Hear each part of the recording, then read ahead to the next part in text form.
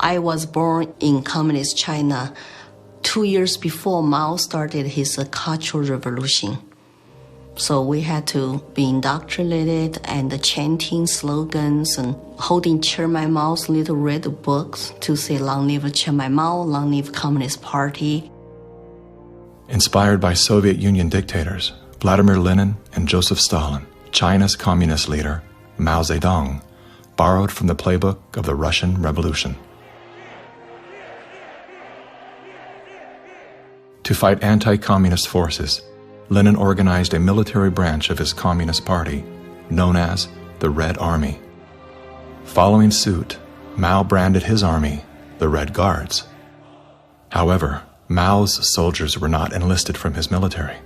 His Red Guards were made up of high school and university students. So he used young people to start cultural revolution, to top down statues, burning old buildings, and demonize all religions, going after all dissident voices, and to turn all the Chinese against each other. Family turn on each other, neighbors turn on each other.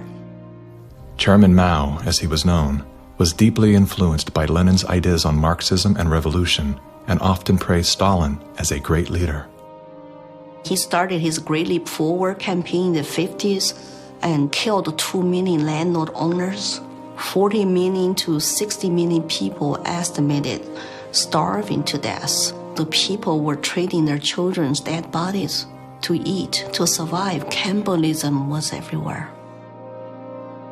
Through war, torture, execution, and famine, Chairman Mao caused the death of 80 million innocent people, making him the deadliest dictator of all time. China shaved the heads of women, put them all in unattractive asexual clothes, did the same thing for the men. This technique has been used in the 20th century by every totalitarian regime. The Mao wanted to create a genderless society. That's why girls like me could not wear beautiful clothes and could not do makeup. We have to just look like boys, unisex, no gender. They asexualize the population so that there's no more desire, no more bipolarity of male and female. Everybody looks like an automaton. And then what do? Rather than turning towards one another, they turn towards the state. So the only thing left for me, a child, to believe in is communism. And Mao was the new God.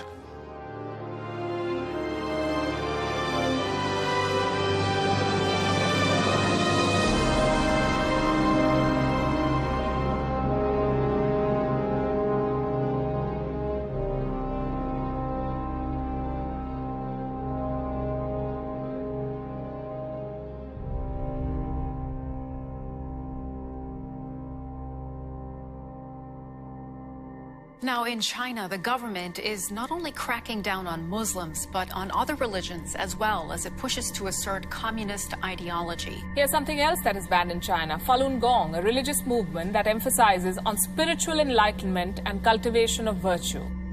5,000-year-old Chinese civilization were founded on faith.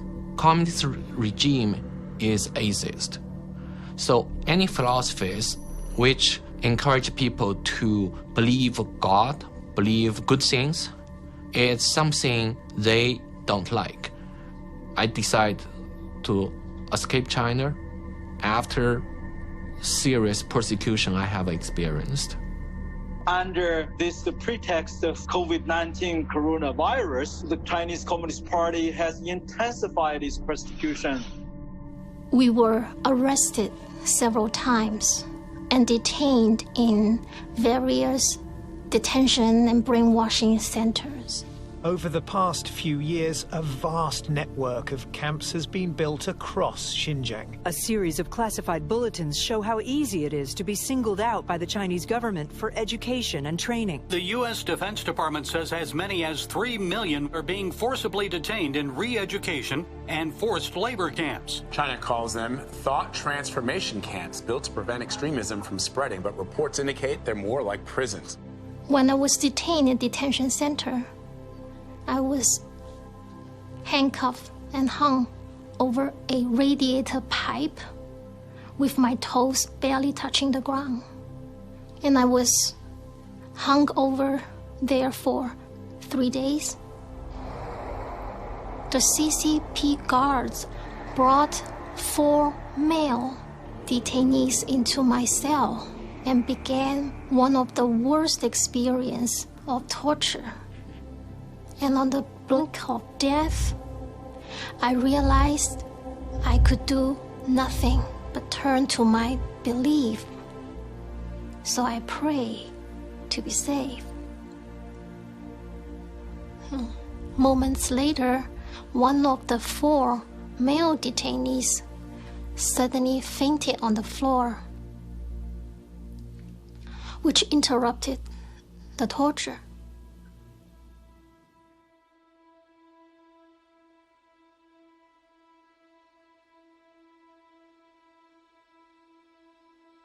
I left China because my parents were heavily persecuted for their practice of Falun Gong.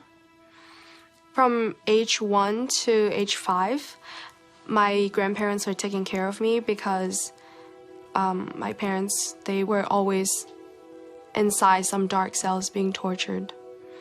My first clear memory of my mother, I was brought to a brainwashing center and saw her being tied up to a chair with like people behind her guarding her, and she had a very thick plastic tube inserted into her nose, and she was being force-fed at the time.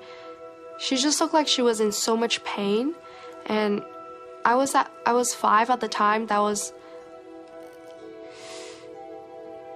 It's just very traumatizing.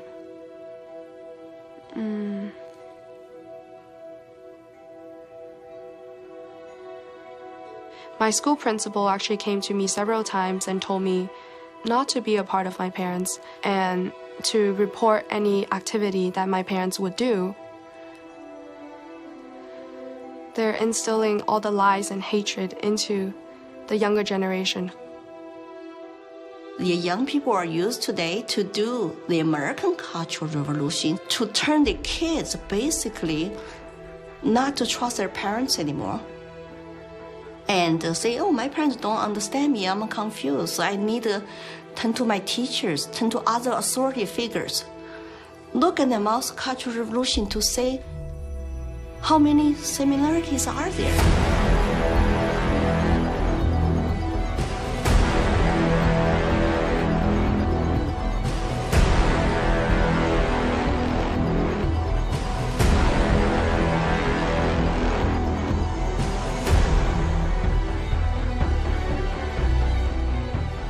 Communism will win.